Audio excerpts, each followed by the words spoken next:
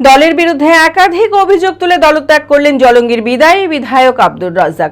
সাংবাদিক বৈঠক করে তিনি দলত্যাগের কথা ঘোষণা করেন। এবার বিধানসভা ভোটে টিকিট পাননি আব্দুর রাজ্জাক, তাই এক প্রকার দলনেত্রী মমতা বন্দ্যোপাধ্যায় ও অভিষেক বন্দ্যোপাধ্যায়ের বিরুদ্ধে ক্ষোভ প্রকাশ করেন তিনি। তবে তার দাবি, এবারে বিধানসভা ভোটে জলঙ্গির ডোমকল রানীনগর কেন্দ্রে তৃণমূলের পরাজয় নিশ্চিত, যার জন্য দায়ী আইপ্যাক এবং তৃণমূলের নেতারাই, যদিও এখনো পর্যন্ত অন্য কোনো দলে যোগদান করেননি আব্দুর রাজ্জাক। মানসিক স্বাস্থ্যের জন্য সবার আগে যে নামটি মনে ভেসে ওঠে, সুস্থ মনের ঠিকানা মনোবীক্ষণ। যোগাযোগ নাম্বার 7477799513। অন্যায় বরদাস্ত করতে পারি না, আর আমি দলের যে ক্ষতি করবে তাকে আমি নমনীয় করবো সেটা না।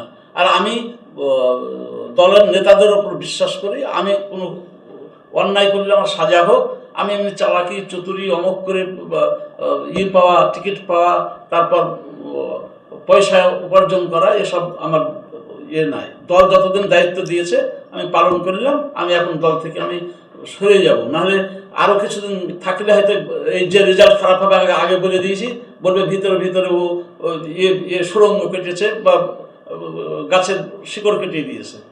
আমি কালকের পরে থেকে বিরুদ্ধে বলতে পারি, সামনে বলতে পারি, যা বলতে পারি, লোক জানবে যে ও তো দলে নাই আমাদের।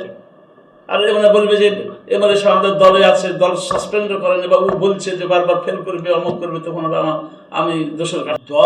দলেরও একটা শ্রেণী এত চক্রান্ত হয়েছে ভয় আমাকে নিয়ে, মানে ওরা ওদের যে উদ্দেশ্যে দল অশুভ চিন্তা ভাবনা নিয়ে যে দলের নেতৃত্ব দেবে, সেখানে আমি কখন এই দল থেকে সরিয়ে পড়ি তবে আমাদের সুবিধা। তো এই লড়াই আমি কতদিন করবো? এই লড়াই করতে করতে শেষকালে শ্রমিকরা দিয়ে হাত পাকাচ্ছে, এবং আমার চারটের উপর যে কি অত্যাচার তৈরি করেছে আমার বিধানসভায়, মানে রানীনগরে যে চারটে ইয়েতে, এসব কঠিন অবস্থা।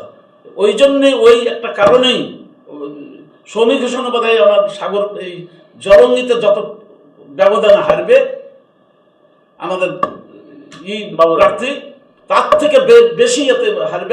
আজকেও আপনাদের সামনে বলে দেব, যদি না হয় তাহলে জানবেন যে আপনার রাজনীতির দূরদর্শিতা নাই, আপনি মাঠে লেকচার দিয়ে। ডোমকল, জলঙ্গি এবং রানীনগর, এই তিনটের নেতা হবে।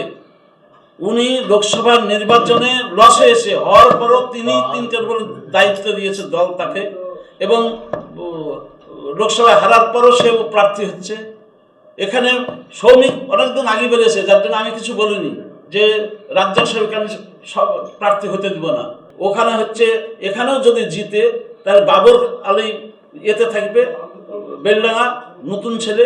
এদিকে হচ্ছে হুমায়ুন কবির, যেটা ডোমকলে যদি জিতে ও এতে থাকবে ডেবরাই মেদিনীপুর। আর উনি এবার ওই আগের দিনে যে তিনটাকে চষে খেয়েছে, ও ডোমকলের বাড়িতে বসে এবার তিনটাকে ও আবার চষে খাবে।